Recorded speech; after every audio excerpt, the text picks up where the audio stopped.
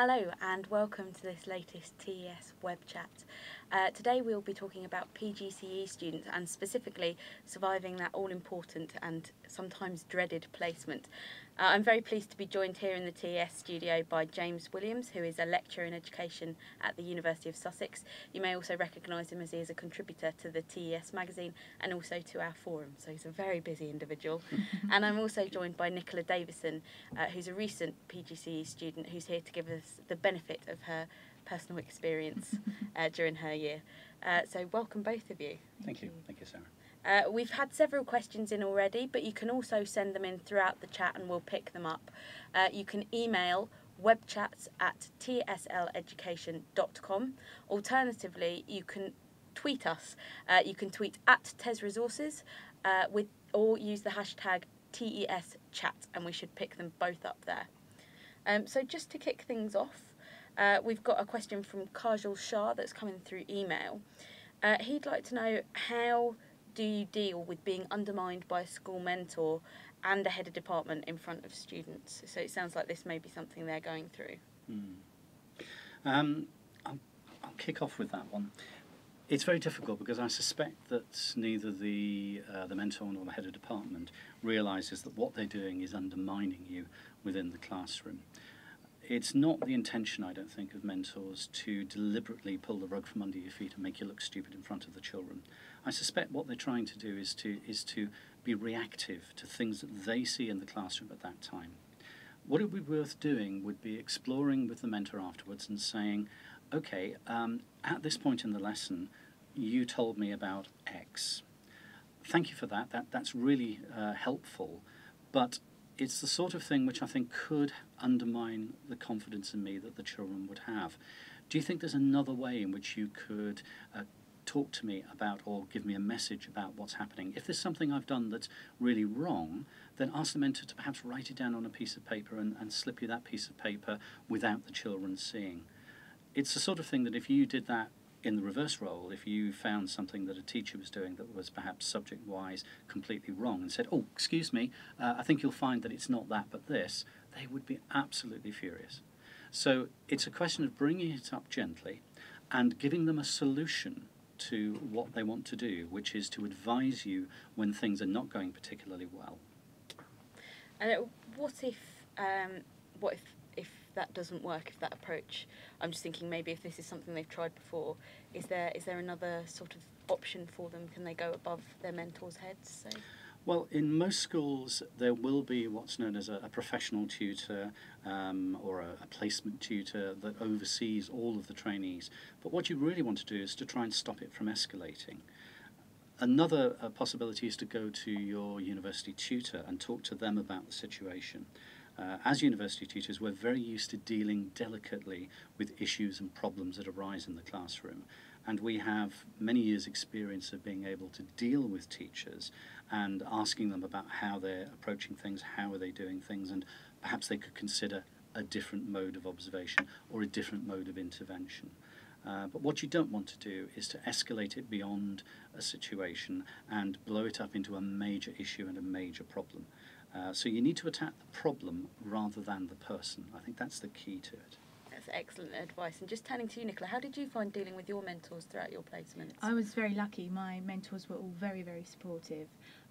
In terms of feedback, it was the same process with both of my mentors in both of my placements, which was that they would sit quietly in a corner with a big piece of paper and literally write down everything that I was doing good and everything that I was not quite so good at. And then we'd talk about that after the lesson. So they very much stayed out of the way. And I think that worked for me because that allowed me to explore my own teaching style and work things out for myself without having too much input. So, yeah. And how did it feel getting that feedback about things you didn't do quite so well? Did you have to develop quite a thick skin? As a trainee, you are told from the very beginning that the best teachers are reflective teachers. So you are told to constantly review your own practice. You inevitably will realise the things that you didn't do quite so well. So actually it's more of a useful discussion about what you could have done differently rather than that was rubbish, don't do that again. So it's often not as bad as you think it might be. We've got a question from Kat Howard, who has a rather different problem with her mentor. Kat's currently at a school with a rather disorganised mentor who doesn't share. She still doesn't have a finalised timetable 6 weeks in. How can she ensure she gets the most out of this placement? Well, I think this is a situation where I think there needs to be an intervention from the university tutor. They need to get in there. I'm surprised actually that you're so long into a placement without a fixed timetable. Certainly, I know from our perspective at Sussex, our trainees have to submit their timetables online. We have to have those in plenty of time because we need to know who we're going to go out and see. And 6 weeks in, if I haven't had a timetable, I'd be asking where that timetable is. Yeah. So this again is one thing that the tutor needs to go in, and perhaps a general reminder, an email that says, I must have timetables. So as a student, you can go back and say, look, I'm really sorry, this is not about you, but my tutor is absolutely desperate for my timetable and I just haven't got anything to give them. Could you please do this for me because I'm being hassled by my tutor? That way it's sort of deflecting, if you like, and saying, look, I'm not blaming you, it's not your fault, but I'm being hassled elsewhere. Yeah. And that might just give them that little bit of a kick to produce that timetable. Nicola, I know for your first placement, you were telling me before that actually you found out about it very late on in the day, didn't That's you? right, yeah. How do you cope with that, having sort of less time to prepare than perhaps you would like? Well, that was my very first placement, and you're always going to go into that with sort of not knowing much at all anyway. I think we did manage to go for a brief visit, which was very handy, but actually my mentor, although very supportive, was one of these disorganised people. She didn't have any medium-term plans for me to have a look at, which is really important when you're first starting out because that's the framework for what you're supposed to be teaching. And I used exactly the method that you just described. Excellent. Good. It sort of put the pressure on from the tutor, and also you have a tutor from university come in to observe anyway, and that's really useful because they can put a bit of pressure onto your mentor at the time as well. And how did you find the support from the university side of things? Oh, my support mentors were perfect. They were brilliant. They just knew we had a lot of paperwork to do and lots to fill out, and they just knew exactly what it was that we needed to be doing, and also where we were missing things and things like that. So yeah, great. So I guess that's quite reassuring if you've got disorganisation on one part to know that you've got that very organised Absolutely. sort of section to fall back on. Yeah. Can I just add in here, it's worth thinking about doing a little bit of the organisation for your mentor. So in other words, if you know that a report is coming up that has to be filled in by the mentor, sort of, head up the report, put your name in it, fill in all the things that you can fill in, give them the least amount to do, and just present them with it and say, look, this needs to be in. My tutor is really on my tail about making sure this is in. I've done as much as I can for you. If you could just put in the rest, that would be fantastic. And a lot of mentors will respond to that. Yeah, the whole PGCE is about taking the initiative. You really do have to try and be one step ahead of anything, and you will find that mentors and tutors are much more supportive if they can see that you've been doing that as well. Excellent. Fiona Middleton, hello Fiona, who's got in touch by email again, asks, there's 4 children in her placement year, year 2 class, with speech and language difficulties. How can she support them and plan for differentiation? I'm going to defer here to the primary teacher. Because I'm secondary. You're up, Nicola. I had a feeling you're the expert. Speech and language is a difficult one because I imagine all 4 of them will have very different needs. The speech and language issues that I've dealt with have been dealt with with time with the TA. So they've had very specific time with the TA in order to work on the issues that they have. Often they are able to be included in general lessons, but it's that sort of feedback, getting that feedback from them. So when it comes to answering questions, you just have to be very sensitive about it. So do you think it's important to sort of establish a rapport and work with the TA right from the get-go then? Absolutely, it's really, really important. That's what your TA is there for, is to support those children that really do need it. I would add into that, yes, the TA is probably the crucial sort of linchpin here to solving the problem of differentiation. But it's also the diagnostic end as well, that you need to understand what the issues are and what the problems are, because the TA working with the children are not experts. They need an awful lot of direction, and they will need a lot of help in how to get the best out of the children. So you need to find out as much as you can about the 4 children, what their specific problems are, and then direct the TAs to work with those children to resolve those problems. On placement as well, obviously your TA will know the children better than you do to start with, because you're only there for 6 weeks or 12 weeks or however long your placement is. So use the knowledge that they already have gained from the class teacher about how to work with the children as well. Fantastic. There's another question coming from Wendy Kirkman. She's a mature student and a mother, and she's worried about how she'll cope with the increased demand of her second PGCE placement. She's looking for advice on how she can cut down on her preparation time. Right. It's quite interesting this. I was having a conversation just the other day about what I call Googleitis. When people contact me and say, oh, I'm having real problems about planning lessons and it's taking forever to plan a lesson, when you dissect what they're actually doing in the planning of the lesson, it's not the planning that's normally the main issue. It's the amount of time that they spend searching for the perfect resource using Google, or I'm sure that there are very good other search engines out there. Let's not brand everybody as a Google addict, but that takes a lot of the time. Also, know yourself. Are you a morning person or are you an evening person? If you work most effectively in the evenings, then don't try and get up at 5 o'clock in the morning to complete those tasks, because it isn't going to work. You're not going to be effective. If, however, you're the sort of person that needs their sleep, but you can get up early in the morning, then go to bed, go to sleep, get up half an hour or an hour earlier, and use that time effectively.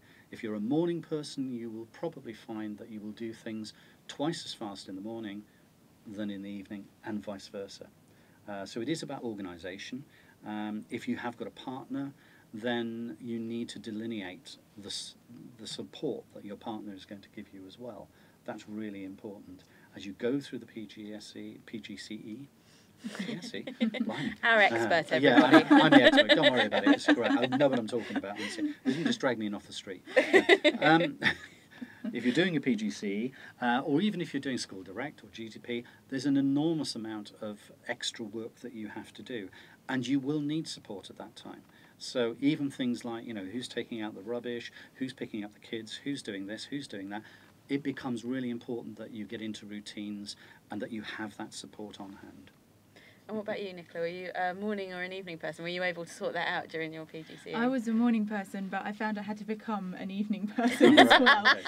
There is an awful lot of work involved, and it's really on your second placement that you realise the extent of that, because you're just given so much more teaching to do. And I would just say, I think that necessity is the mother of all invention. I just feel that it's only by doing that you learn how you work best and how to organise your time best. So I think you have to go in with a little bit of a sort of attitude of, right, I'll do exactly what I can, and what I can't do, I'll leave. It's all about prioritising, and I think that's one of the main skills that I learned from my PGCE, actually, time management and prioritising. And we actually have a sort of a follow-up question from Jay Jones, who wants to know how can PGCE students strike something even approaching a work-life balance, so something so that they don't burn out. So is it important to sort of carry on having a life outside of your PGCE? I think it's essential having a life outside your PGCE. Otherwise you will burn out. You have got to strike a work-life balance. I have a colleague who says that too often I think teachers strive for perfection for every single thing that they do. And sometimes good is good enough. That you do not have to be perfect, you do not have to be outstanding for every single lesson, for every single week that you are on placement. Yes, a head teacher, your mentor, your university teacher may even tell you that that's what you're aiming for, but the reality is that if you did that, and certainly as a qualified teacher, you wouldn't last beyond Christmas. So you've got to spread out the outstanding between the classes, between the groups. When you've got a lesson that you think is good enough, that will achieve what you set out to achieve in terms of the learning objectives, stop. Stop fiddling with it, go with that particular lesson. And I think, again, in terms of a work-life balance, try and set yourself the goal of doing some of the things that you really enjoy. You know, if you enjoy watching EastEnders, when you are sitting there trying to plan a lesson and you know that that EastEnders programme is on and you're desperate to see it, you're going to be resentful of that time you're spending. So actually block off the time. Block off the time. Say, right, I'm going to watch that programme. I'm going to watch EastEnders. Once it's finished, switch off the TV, then get back to the planning. And that way you don't end up mentally thinking, oh, I hate this because I'm missing this and I'm missing that. How easy did you find it during your PGCE year to get that balance between work and having a bit of a life? It isn't easy because there's just so much that you can be doing all the time. I mean, teachers, even once they're qualified, have never-ending to-do lists. There's no getting to the bottom of them. And it's about learning to accept the fact that you don't have to be top-notch all the time. And it's so easy to say, but it's really, really, really hard to do, especially when you're at university, going to your lectures and seminars and things, and you're constantly being told of the best way to do things. And you think, yes, that's brilliant. I'm going to do that in all of my lessons. But it just doesn't work. There's not enough time. There's not enough time to make the resources. It's just, you have to really just be okay with being good. How long did it take you to come to terms with being good? I don't know if I have come to terms with it yet. It's probably just the need to sleep that has stopped me at certain points. It's just like, no, that's absolutely enough. So, yeah. Okay. And this is perhaps a question for you, Nicola. How far do you feel the PGCE reflected what the experience of actual full-time teaching was like? It's a snapshot is all the best way that you can describe it. It gives you a good insight as to what it's going to be like. But in terms of teaching full-time, there's more to think about. But not necessarily in a bad way. Obviously, there's less of your PGCE paperwork, which is great. But yeah, it's different once you're there. But you are so well supported in schools. You've got your direct colleagues and then your heads of department and people like that. And in your NQT, you've got your mentor as well. So any problems that you're having get ironed out fairly quickly. There's always solutions. Teachers are very knowledgeable people. They steal ideas off of everybody else. It's really lovely, actually. I prefer to use the term share. Share ideas. Actually, we use magpie. Magpie is the word that we technically use. So how far do you feel that sort of university courses, other training courses, are able to say, this is how far we can take you, but there is this beyond this? I think we have to be realistic about what a PGCE is. A PGCE is 36 weeks. And to think that you can go from 0 to 100% outstanding teacher in 36 weeks is incredibly naive. I reckon it probably takes the first 2 to 3 years before you feel really comfortable in engaging with all of the things that you need to do as a teacher. I think it can take up to 5 years before you feel so comfortable that actually whatever situation you're in and dropped into, you can cope at the drop of a hat. A PGCE is, I think you're absolutely right, it's a snapshot. You know, the most that probably you will ever do in terms of teaching is about 80% of a full-time teacher's timetable. The good thing is that if schools are offering induction, then that goes up to 90%, so you do get a slightly more gentle introduction to the profession, and it's only 100% in year 2. But don't think that the training is full and complete. It's not, and I think you've articulated that really well, which is, yes, you do your PGCE year, then you go into school, and then you find out there's another layer that is put on top, and it's a layer that universities can't do. What we provide you with is hopefully it's a little bit like building a house. We give you the strong foundations on which to build your career as a good teacher. And it's knowing some of the theories, some of the learning theories about teaching and how those apply in the classroom. The PGCE, yes, there's a huge amount of paperwork and lesson planning, but as I say to all my trainees, you know, God forbid that you're ever caught in a fire, but if you're a newly qualified teacher, the thing that you save first before your partner, your cat or anything is your PGCE folder, because that contains the lesson plans that you'll rely on for your first year of teaching. Only then do you go back and save the cat, and maybe after that the partner. A guide to life there.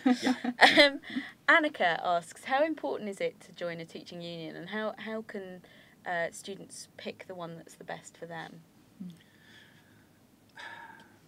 Do you want to kick off on that one? It's essential to join a union for many reasons, but mainly your own protection. It's just, if you are ever, God forbid, in the situation where an allegation has been made against you, then the union support you with all the legal fees and things like that. And that's invaluable. It's just another load off of your mind. In terms of choosing the best one, rightly or wrongly, we were given a talk by representatives from all three of the main teaching unions, and I went with the one that was the cheapest for the longest. It's a consideration, I'm afraid. So but other than that, I mean, just have a look at their websites. They've got lots of information on there about what their priorities are and things like that, and maybe, you know, that's the way you want to go instead. I'd agree. Yeah. A union is, I think, an essential part of being a teacher and joining a union for that very protection. You know, it isn't just about, you know, an allegation made against teachers, because let's be honest, they're actually quite rare. It's also aspects of things like health and safety. So, you know, I was a science teacher, there was an accident in the laboratory, then I had some support there as well. If you're a PE teacher and there's an accident in the gymnasium or on the field, again, you can have support. And unions, I think, despite the current sort of move towards trying to dissipate union influence, I think unions are necessary because the profession has been stripped of a professional body, which was the General Teaching Council. We had a professional body. If we still had a professional body, perhaps you could say, well, a lot of these issues and problems could be sorted out by the professional body, a bit like the BMJ, the BMA, British Medical Association, or other professional bodies. But we don't have that. We don't have a professional body. Again, that was cut. That was just stopped immediately. So where else are you going to go for help and protection? There are, I'm afraid, only the unions. As a university, we don't advocate any one union over another. As a trainee, you're free to join all of the unions free of charge, and we advocate that teachers or our trainees join all of the unions and then look at how they are best served by those unions and go with the union that you feel is right for you, or whatever criteria you deem important, like cost. Yeah. So you mentioned there about the council being abolished. So do you feel it's more important than ever now for trainee teachers and especially new teachers to join a union? I think it is. I think there was a missed opportunity here. If they really did want to sort of diminish the union's role within schools, then the thing to do would have been to have transferred the protection that the unions offered teachers to the General Teaching Council and make that the professional body that not only regulated teachers but also was there to support teachers if there were claims of abuse or allegations of against health and safety, all of those sorts of things, and to provide that independent voice for teachers. Newly qualified teachers, in fact even experienced teachers, are not very adept, I think, at dealing with difficult situations that they may find themselves in. And they do need help and support, and very often that help and support needs to be independent. Because if they're being pressurised by the senior management in a school for whatever reason, they may need help and support from outside to help them deal with those sort of issues. I was very sad that the professional body point because it for me is one step towards deprofessionalising what should be a profession, which is teaching. Absolutely. Just going back to the act of teaching itself, we've got a question here from Jelly Belly One, who I suspect may be writing under a pseudonym. They say, while planning is important, do PGCE students end up spending too much time focusing on the planning at the expense of preparing themselves for the more spontaneous element of teaching? How can you avoid getting too caught up in the lesson plan? My answer to that is that when you go into a school, the complaint that we often get from our trainees is, oh, well, I go into school. These teachers, they only write like 3 lines, and that's their planning for a lesson, and I have to write 4 pages. That's not fair. Now, my answer to that is, well, how do you think they got to the point of being able to plan a lesson in 3 or 4 lines? It's all going back to that foundations again. You need to understand the process and to get that process mentally sort of set so that you can, at a later point, take certain things for granted. It's a bit like driving a car. When you first start driving a car, doing the clutch and the brake and changing the gear and doing the wheel and looking in the mirror seems impossible. But after a while, a lot of these things become ingrained and you do them automatically. And that's what it's like for lesson planning. If you do the long, detailed lesson plans, that becomes ingrained, and as you go along, the lesson planning can become shorter and shorter. But I think the key element for me in terms of lesson planning is that what a lot of people don't focus on is what is it that they're trying to do? What do they want the children to know or understand or to be able to do at the end of a lesson? Once you've sorted that little bit out, you then look at the activities and say, if I'm going to do this activity, how does it address that particular objective? In my situation, if I want them to know how to set up, apparatus to filter water, what's the activity I've got to do that's going to show them how to do that? If I want them to conceptually understand how electricity flows through a circuit, what's the activity I'm going to do that's conceptually going to deliver that for them? And if you concentrate on those 2 things, a lot of the rest of the lesson planning is really administration around that. Focus on those 2 things and worry about all of the other little bits and pieces later. And obviously lesson plans are brilliant in theory, but obviously children and indeed people in general are quite unpredictable. How did you find it when you came in with sort of a perfect lesson plan and found that the kids weren't quite going to play ball that day?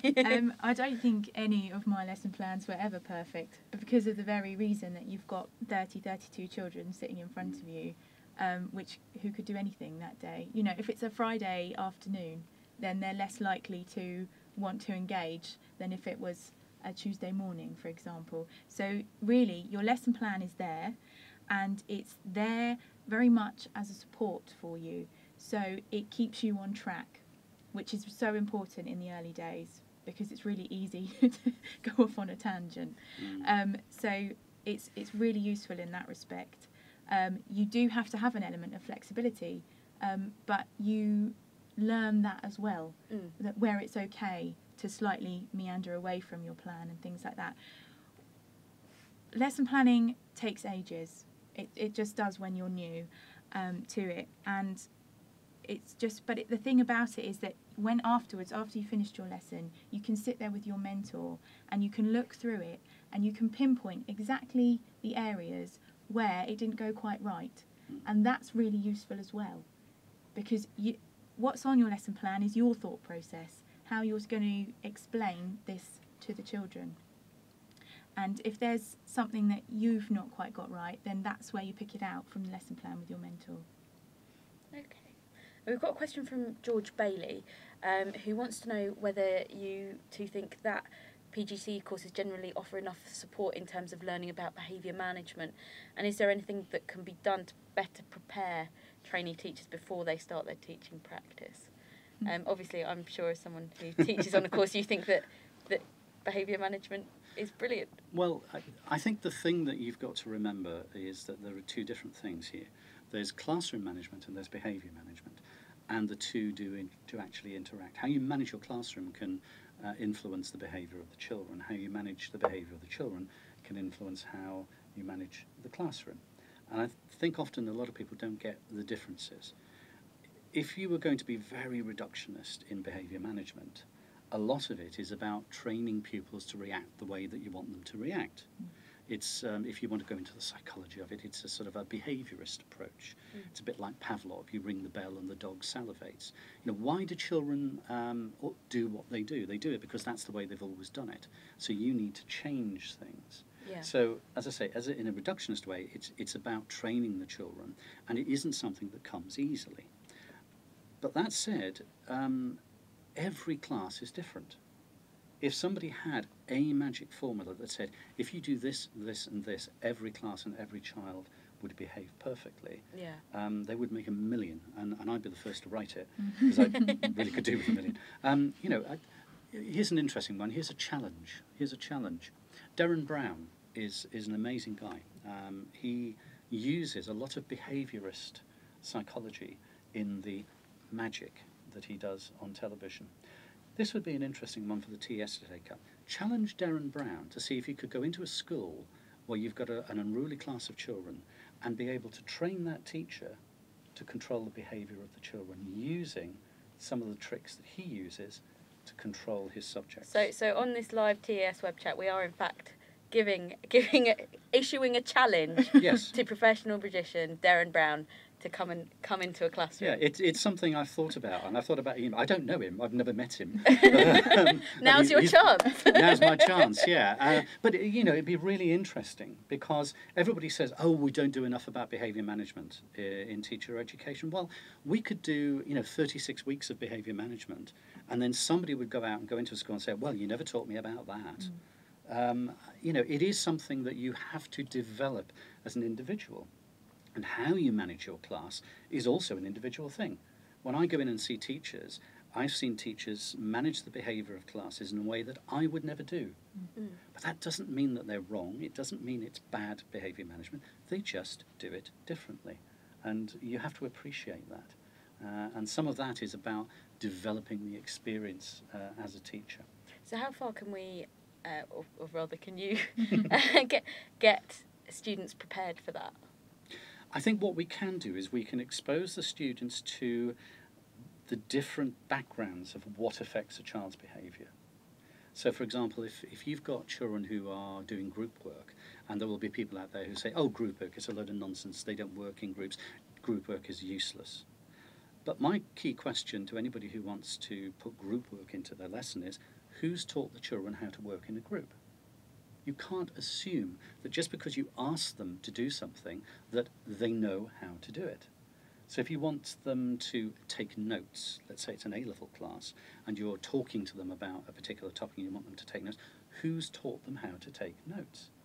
And if you ask that question, you suddenly realise that, well, actually, if I want to set group work, I have to set it up in such a way that I've explained to them what group work is, how they work in groups, and how to get the best out of it, and that takes time. Now, some teachers would say, oh, you're wasting time. We haven't got time to do that. But my argument is if you don't do it, and you just do group work and it's ineffective, you're losing just as much, if not more time. So what we can do is we can set out the parameters. We can say, look, here is some of the background as to why children behave the way that they do. Here are some of the approaches. There are behaviourist approaches to managing classes. Here's what some of the experts are saying about behaviour management. But ultimately, as an individual, you have to develop your own style of behaviour management. And if it works, it's fine. The fact that it's not the way I would do it is immaterial. And Nicola, when you went into the classroom, how prepared did you feel to deal with behaviour? You never feel prepared enough. You can read as many books as you like. You can have as many lectures and seminars on it. And it's just a case of you've got 30 different children in front of you. You never know what they're going to throw at you that day. And I think it's, from my experience, I think it is all about experience. You just have to go, have a vague plan of what you're going to do, but you have to be a little bit flexible with it. Not to the point where the children can take advantage of that, but if, taking the really tough approach is not going to work for all children. So you just have to be mindful of that, I think. And also, get tips from the current class teacher. especially on placement, and get tips from the TA. And when you eventually become a teacher, you're in your NQT year, get tips from the other teachers in the school, because inevitably there will be people that have taught those children before you. And would you welcome Darren Brown coming in to give you a I would love that. That would be brilliant. Watch this space, TES fans. What benefits does the PGCE offer for those who might ultimately decide that teaching is not their career for them? Someone's wondering what else they can apply their experience to, and I'd actually like to turn to Nicola first, because I know that post PGCE you've had some experience in being a librarian. Yeah, that's right. I work in a school library, in a secondary school library, even though I did a PGCE, a primary PGCE. And have you found that the things you've learnt there have applied to what you're doing at the moment? Absolutely, in every way. I mean, you learn essential skills in time management and prioritising, and in the librarian role, it's primarily a reactive role anyway, which so the elements of flexibility that you've learned on your PGCE are invaluable in that situation. Also, as a school librarian, it's important that you try and engage with children, because obviously school libraries are seen as places for a certain type of child, perhaps the clever children or the geeky children, and it's about using that experience with all children to get everybody involved, which is great, really good. Because books are cool, right? Books are cool. And James? Yeah, I think there's a wide variety of occupations out there where a PGC would give you a fantastic grounding. My first job, admittedly only for a short period of time when I got my PGC, was working as a curator in the Science Museum. And I worked in one of the galleries there developing interactive displays for children. That's so awesome. Yeah, I mean it was. It's something that stays with me today. I mean, we're talking nearly 30 years ago. And the most shocking thing for me was taking my granddaughter to the Science Museum, to the gallery that I helped to set up 30 years ago, and thinking, oh dear God, it's my granddaughter and I'm taking her to this gallery. I mean, it's amazing. But what other things? Yes, you can work in museums. I think there are plenty of organisations that are always on the lookout for education officers. And those organisations, anything from the National Trust through to any professional organisation, they invariably have an education programme. And if they have an education programme, they invariably will need an education officer, and it's really useful to have somebody who's been a teacher within a school, for that particular thing. If you want to become a trainer in industry, all of the skills that you use as a teacher are skills that you can utilise as a trainer in whatever area you go into. I know do a lot of writing and journalism and book writing. That came from my understanding of education and of children. So I've sort of branched out into that area. So I think there are lots and lots of opportunities for a PGC if you don't go into teaching. I was going to say, it's worth saying as well that the NQT doesn't have to immediately follow the PGCE, does it? No, there's no time limit on either starting or completing your NQT year. So would you recommend people maybe go out and get a bit of experience before starting their NQT year? I think it depends on the individual. Some people really want to get straight into teaching. They love the career. They want to carve out a career path, and straight into teaching is good for them. Yeah. Others have found the PGCE year perhaps quite overwhelming and a bit of a culture shock. Yeah. And my advice to any NQT is that you choose your school carefully. Just because you're a qualified teacher does not mean you can teach in every single school. And most of the problems that I read about on the TES forums, for example, where people are having problems in their NQT year, it's normally to do with a mismatch between the individual and the school. So the individual has either chosen the wrong school or the school has chosen the wrong individual. And I think getting that choice right is probably one of the most important career things that you can do as a new teacher. And if that means going out and getting experience elsewhere, then why not? And just to finish off, a very last question that's come in.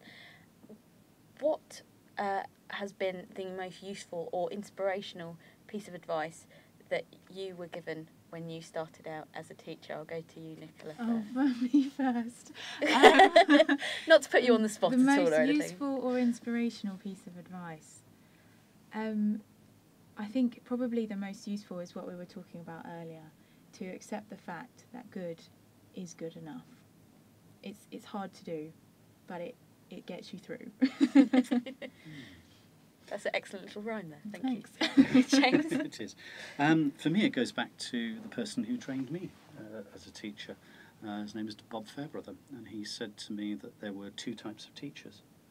He said there's a teacher that teaches 1 year 20 times, or there's a teacher that teaches for 20 years, and which do you want to be? And when I first went into the profession, I noticed that there were some teachers who literally just did recycle the same lesson year after year after year, never changed it, never adapted it, were absolutely rigid with it. But you have to remember this was a long time ago when I started teaching. And it was only after that point I actually got what he meant. What sort of a teacher do I want to be? Do I want to be the teacher that teaches 1 year 20 times, or do I want a teacher that teaches for 20 years? And that was the bit of advice, I think, which hit home to me. What a lovely note to end it on. All I've got left to do is to thank Nicola and for James for coming into the studio today. Join us again on Monday the 5th of November, where we'll be talking to librarian Barbara Band about her campaign to make school libraries compulsory in every school. There should be some lively things going on there. And more on the Darren Brown Challenge as we get it. Thank you very much for joining us. Okay, thank you.